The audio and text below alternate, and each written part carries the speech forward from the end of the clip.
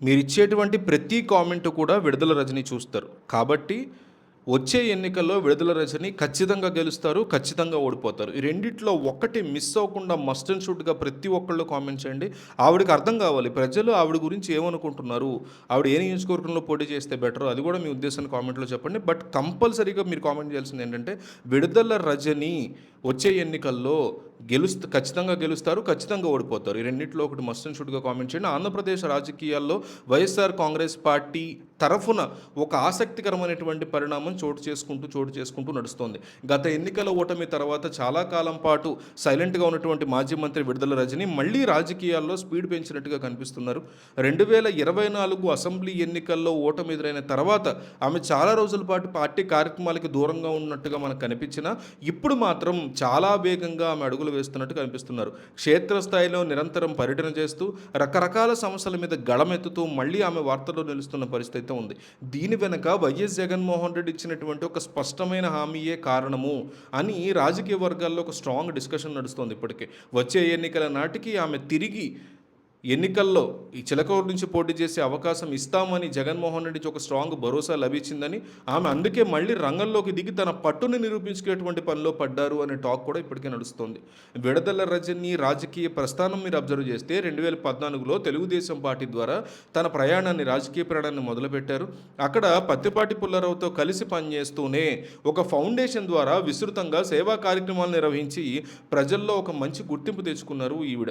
అయితే 2019 ఎన్నికల్లో టీడీపీ తరఫున పోటీ చేసేందుకు సీటు ఆశించినా అది దక్కకపోవడంతో వైఎస్ఆర్ కాంగ్రెస్ పార్టీలో చేరి ఆ తర్వాత ఆ ఎన్నికల్లో చిలకలూరుపేట నుంచి ఎమ్మెల్యేగా వైఎస్ఆర్సీపీ అభ్యర్థిగా పోటీ చేసి గెలుపొందారు కూడా.